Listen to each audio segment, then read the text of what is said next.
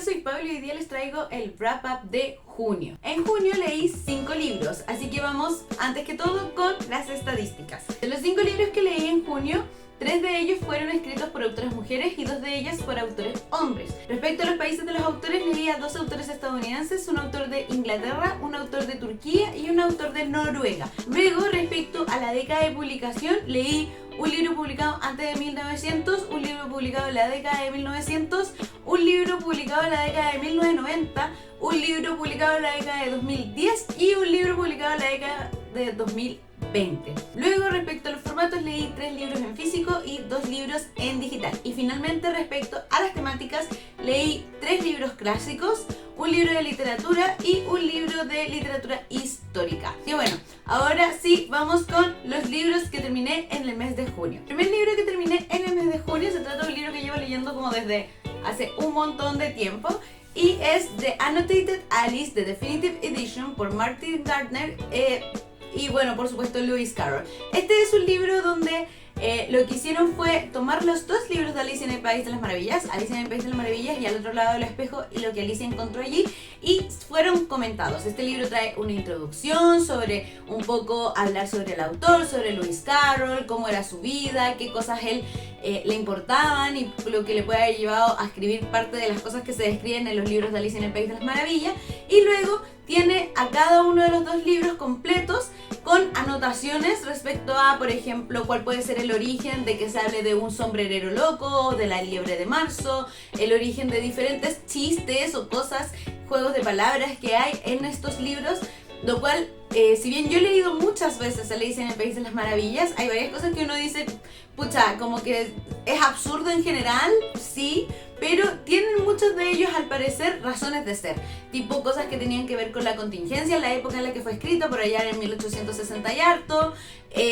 cosas que tenían que ver con la vida del autor o cosas que no sé, tenían que ver con la cotidianeidad o incluso eventos políticos de la época. Entonces, lo que hace este libro es contarte lo que muchos estudiosos de Lewis Carroll creen que pueden haber sido las motivaciones para tanto la historia como incluso las ilustraciones de John Tenniel, porque las ilustraciones de John Tenniel, que son las más clásicas de Alicia en el País de las Maravillas, las fue haciendo John Tenniel a la vez que Lewis Carroll iba publicando estos libros, entonces fueron conversadas entre los dos, así que las mismas ilustraciones también tienen razones de ser, así como incluso referencias a cosas de la época. Entonces fue súper interesante leer este libro, también ver de dónde podían venir una que otra cosa de las historias, no sé, rimas clásicas que Lewis Carroll transformó en el absurdo y todo. Entonces fue muy interesante leerlo, pero a la vez también fue muy agotador de leer y por eso lo leí tan lento, porque de repente en un solo capítulo tenías millones de notas y las notas de repente eran excesivamente largas y no siempre todas las notas eran interesantes y por lo mismo como que de repente era como chuta, este capítulo tiene 10.000 millones de notas y son súper largas, entonces se hacía un poco cansador de leer. Por eso mismo a este libro le di 3,5 de 5 estrellas porque lo encontré súper interesante, pero también fue un poco agotador. Ahora sí, si les gusta Alicia en el País de las Maravillas, si les llama la atención como de dónde pueden venir algunas de las cosas que ocurren en los libros o algunas de las cosas que, no sé, el autor quería reírse de cuando los escribió, este libro es una buena opción, pero claro, no es para leerlo de un tirón y por eso yo también lo leí por tanto tiempo. El segundo libro que terminé durante el mes de junio se trata de La Isla del Árbol Perdido por Elif Shafak, que es una autora de origen turco. Este libro se centra en la historia de Chipre, un país del que yo conocía prácticamente nada. Seguimos a Costas, que es de Chipre, pero él es de origen griego, su familia es griega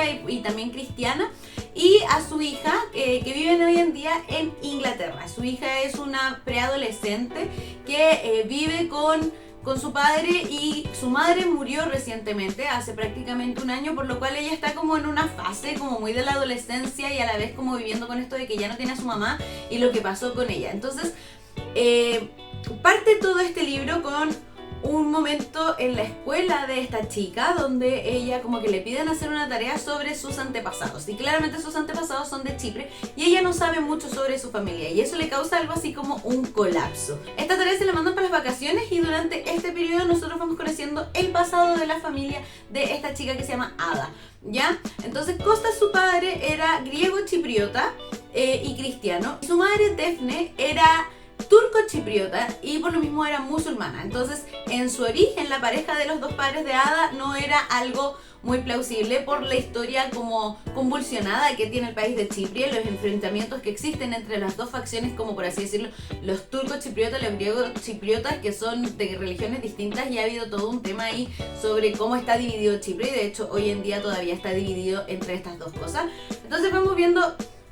narración tanto en el pasado como en el presente, pero además tenemos un tercer narrador que es un ficus que viene desde Chipre, que Costas, él es un botánico, lleva cuidando a este ficus que lo trajo desde Chipre y que crece en Inglaterra. Y un cuarto personaje en este libro, del cual vamos conociendo también la historia, es la tía de Ada, que es la hermana de Daphne, que ella viaja a Inglaterra a pasar las vacaciones de Navidad, por así decirlo, con ellos, y ahí aprovecha Ada de preguntarle a su tía sobre la historia de sus padres. Entonces vamos conociendo la historia de Ada en el presente, la historia que nos cuenta la tía, que nos cuenta un poco cómo fue la relación o cómo se fueron conociendo, y la vida de Daphne y de Costas, y también como la historia que nos cuenta el árbol respecto a la historia que él pudo ver, así como de la relación entre Costas y Daphne. Entonces es un libro con tres narradores, por así decirlo, con tres puntos de vista, que es muy interesante porque cada punto de vista enriquece un poco la historia. Lo más entretenido para mí fue la parte histórica, fue conocer la historia de Costas, de Daphne, de la gente que los rodeaba y de algunos personajes secundarios de los cuales no voy a entrar en detalle, y también conocer la historia de Chipre a través de eso, que es tremenda. Pero lo que sí pasaba es que, claro, el árbol también nos contaba un poco sobre esto, pero tenía como una volada de los árboles somos súper bacanes y nos relacionamos entre nosotros y como que nos comunicamos y tú sabías que los árboles no sé qué cosa, que se volvió un poquito agotador a lo largo del libro. Entonces, si bien a mí me gustó el árbol como personaje porque siento que nos daba como un poco más de backstage, un poco más de información, por así decirlo, era de repente bastante latero quizás en el tema cuando se ponía a hablar de los árboles y la botánica y los animalitos, que la hormiga, que no sé qué cosa.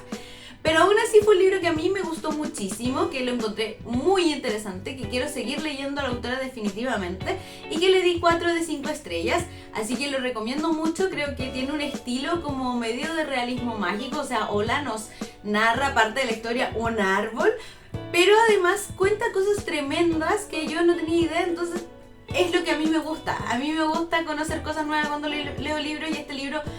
provocó eso, así que por eso fue un libro que me gustó muchísimo durante este mes. Lo leí junto con la Cone de Soy la Conejo. A ella no le gustó tanto como a mí, en especial le desagradó mucho el árbol, así que también puede ser una referencia para ustedes. Eso sí, me habría gustado conocer mucho más de la historia del pasado, de la historia de Costas y Daphne y también de la gente que los rodeaba, porque bueno, es lo que a mí me gusta. A mí me gusta la novela histórica, me gusta conocer sobre el pasado, entonces para mí habría sido 1000 veces más interesante este libro con ese foco. Pero aún así creo que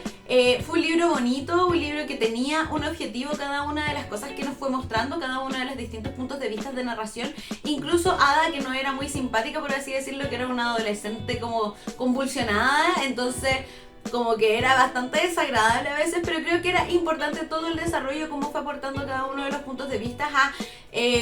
al crecimiento de esta chica también en parte, y a su relación con su padre y todo, así que no, a mí me gustó mucho este libro y lo recomiendo de todas maneras. El tercer libro que terminé durante el mes de junio se trata de Persuasión por Jane Austen. Este yo creo que es el cuarto libro que leo de Jane Austen, y me gusta muchísimo su estilo, cómo nos presenta los personajes, porque creo que es muy divertida. Este libro se trata de una familia que es así como una de la alta sociedad, pero en el campo en Inglaterra,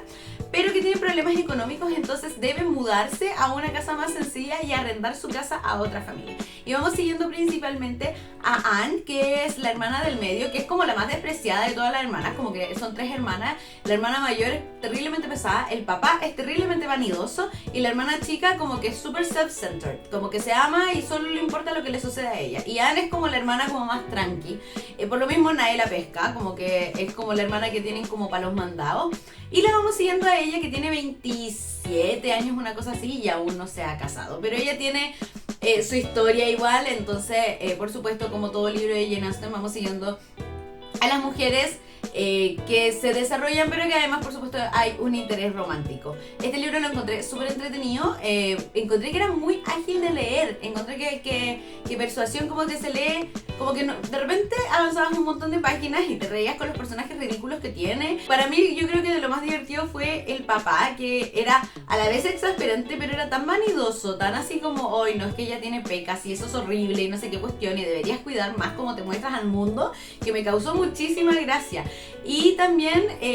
me causaba mucha desesperación algunos de los personajes y los enredos que habían, pero creo que ese tema de salir a pasear y conversar con no sé quién y como que están ahí como que te gusta, no te gusta, como que nadie se cuenta y después salen las cartas y tú decís como el amor y qué sé yo, como que fue muy entretenido leer, me gustó mucho Persuasión. Quería ver la película de Netflix, salió como antes de ayer la película de Netflix y la gente la odia, así como con la violencia, parece que en verdad Netflix hizo lo que quiso con esta historia, así que no me atrevo a verla. Me gustaría ver alguna adaptación más antigua de Persuasión, pero nada de eso es fácil de encontrar. Pero bueno, ya llegará mi momento. Así que nada, a Persuasión le di 4 de 5 estrellas. Y además dentro de este libro hay un mini libro de Jane Austen que se llama Sandito, donde seguimos a un señor que tiene como la casa en la playa y que él quiere que la playa en la que él vive, que se llama Sanditon, como que se vuelva súper famosa y la gente quiere ir a vacacionar ahí y como que le arriendan sus cabañas. Entonces como que el loco también se ama, también tiene eso de los personajes de Jane Austen que son como súper vanidosos y siempre están muy yo-yo. Y también tenemos como lo clásico que llega una chica que es más sencilla y que quizás algún día tenga algún interés romántico, pero Sanditon es una novela que Jane Austen no terminó, entonces esto es como un fragmento, como un inicio quizás, entonces alcanza a ser como el setting para una historia que podría haber desarrollado. Ahora, creo que este setting y al ser inacabada, obvio que le debe haber faltado mucho pulirla, porque siento que como que en casi todas las novelas de Jane Austen tú cachai que hay como un propósito, hay como una línea, un objetivo de los personajes quizás, y en este no está muy claro a mis ojos. Entonces quizás fue como una cosa que empezó a hacer, pero aún así los personajes tenían ese típico como algo que tienen los personajes de Jane Austen, donde como que son como súper yo-yo, como que son súper self-centered, como que se aman mucho y como que está súper importante el cómo se van relacionando y quién va a ver a quién y no sé qué cosa. Entonces igual fue entretenido de leer, pero no me encantó para nada. Yo creo que tiene un 3 de 5 estrellas. Pero bueno, al fin leí Persuasión, algún día veré otra adaptación, no sé si vea la de Netflix porque como que me dio susto. ¿Ustedes ya la vieron? Porque yo sé que la Silencia la odió con su alma, ya vi su historia, fue muy triste, está absolutamente decepcionada. La Angie vio el tráiler y también fue como, no, esa cuestión no va a ser Persuasión, estoy segura, y parece que es verdad. Cuéntenme ustedes, pues, si han leído Persuasión, si les gusta. A mí yo creo que me gustó mucho, pero mi favorito hasta ahora, y sin haberlo leído como de manera como en físico, yo creo que es Emma. Emma lo encontré divertidísimo, quiero mucho leerlo en papel, porque yo escuché un audiolibro de Emma, pero de todas maneras Jane Austen tiene eso que tiene toda esta parte romántica, como que va por detrás, por así decirlo, porque nunca hay como grandes expresiones de amor, como que solo te las cuenta. Pero que los personajes yo encuentro que son muy divertidos. Yo creo que Jane Austen tenía un sentido del humor muy particular. El siguiente libro que terminé en el mes de junio se trata de uno de mis favoritos de la vida, que es La Casa de la Alegría por Edith Wharton. Me encanta este libro, me fascina, es segunda vez que lo leo. Lo leí el año pasado, aquí es donde seguimos a la pobre Lily Bart, que es una chica de 29 años, una cosa así, que aún no se ha casado, que vive y se desenvuelve en la alta sociedad de Nueva York. Y su objetivo claramente es casarse porque ella es huérfana, sus padres murieron y por lo mismo no tiene muy buena situación socioeconómica, por así decirlo, pero aún así se desenvuelve en la alta sociedad, lo cual para ella es muy costoso, así siempre tiene problemas de dinero, pero ella tiene como este objetivo de casarse, pero como que tampoco está muy segura de lo que quiere en su vida. Así que vamos siguiendo a Lily Bart, sus desventuras, las cosas que le suceden. Es un libro como súper calmado, bastante anticlimático, pero la gracia que tiene, siento yo, es seguir a los personajes, ver personajes que son súper reales, cómo se van relacionando entre ellos, y que una cosa que yo encuentro muy interesante, que si bien es un libro calmado, al igual que los otros libros que he leído de esta autora que me encanta, siento que genera un interés así como enorme para mí con los personajes, entonces yo quiero seguir leyendo. Y nada, este libro es espectacular, lo recomiendo muchísimo, tengo una reseña, se las voy a dejar abajo para que la puedan ver. Y nada, 5 estrellas para La Casa de la Alegría. El último libro que terminé en el mes de junio es un libro que empecé en el mes de mayo, que se llama This Life for the Next, por Demian Vitanza. Demian Vitanza es un autor noruego que lo que hizo fue pasar mucho tiempo conversando con un reo, con una persona que está en prisión por el tema de participar en organizaciones terroristas relacionadas con la guerra de Siria. El chico sobre el cual se basa este libro, porque claro, fueron las conversaciones que fue teniendo este autor con este chico Tariq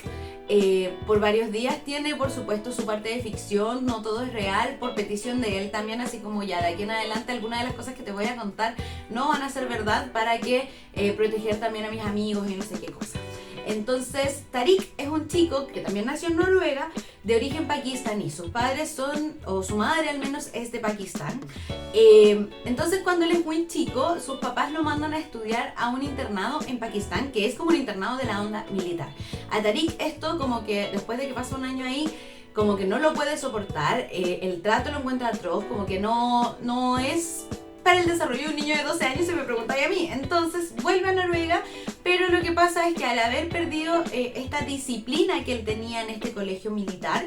se siente muy libre, entonces empieza como a descuidar el colegio, a descuidar como el portarse bien, por así decirlo, y empieza a tener como sus malas juntas, por así decirlo. Empieza a moverse en el mundo de la droga, empieza como a dejar de lado los estudios, y por lo mismo como que al final termina como muy por el mal camino, por así decirlo. Al ser él de origen también extranjero, por así decirlo, aunque él fuera de Noruega, se empieza a relacionar también como con las otras personas que tienen un origen extranjero, incluso alguien de origen chileno, lo cual encontré notable, porque Chile está en todas partes. Pero gente así como que también es como de origen de países como islámicos y cosas así. Entonces es como que generan como su propio grupito aparte, no se sienten parte de la sociedad en la que viven en Noruega,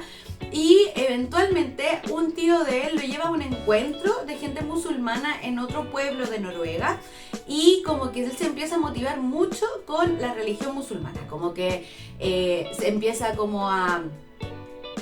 informarse, a participar activamente de esta religión, a practicarla activamente con sus 5 oraciones al día, y sus otros amigos también empiezan como a meterse mucho en este tema. Entonces llega un momento en que a Tariq como que le empezó a preocupar el tema de Siria, allá como a principios de 2010, quizá una cosa así, 2011, no sé, por esa época le empieza a preocupar mucho este tema de Siria por lo que está ocurriendo en Siria, y dice: yo necesito hacer algo por Siria, y no me basta juntar plata, o no me basta con juntar no sé, alimentos para mandar a Siria, sino que yo quiero ayudar, yo quiero estar ahí. Entonces eventualmente Tariq se escapa de Noruega con uno de sus amigos y decide unirse como a alguno de las resistencias que existen en Siria, ¿ya? Y para él es muy importante ver a qué grupo se va a unir incluso, o sea, no es llegar y unirse a cualquier grupo de la resistencia, sino que tienen que ser los que practiquen la verdadera religión musulmana y que vayan siguiendo la religión musulmana como él la conoce, que además la religión musulmana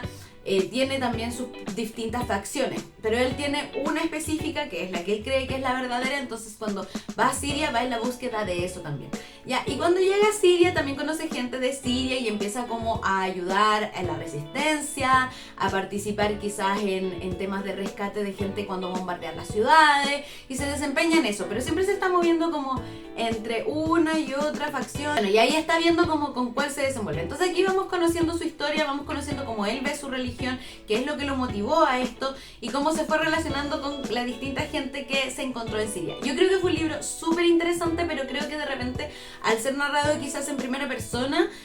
daba muchas vueltas o se repetían mucho los mismos temas, y sentía que de repente como que yo me desconcentraba. Entonces de repente lo leía y era como, oh, qué interesante, y avanzaba muy rápido. De repente como que era más lento, y que también creo que de haber sido así la vida de Tariq en ese momento, como que de repente no sabía muy bien para dónde iba, entonces estaba como tanteando, y bueno, finalmente cuando él decide volver a Noruega, eventualmente lo vinculan con algunas organizaciones terroristas de Siria, entonces lo empiezan a interrogar y todo, pero él no cuenta mucho y termina en la cárcel. Creo que le dieron 8 años, y es así como él conoce a este autor, Demián Vitanza, que él iba, creo que, a hacerle clases a los reos para que aprendieran como a escribir, como más que escribir, más bien a narrar si es que querían, no sé qué cuestión. Entonces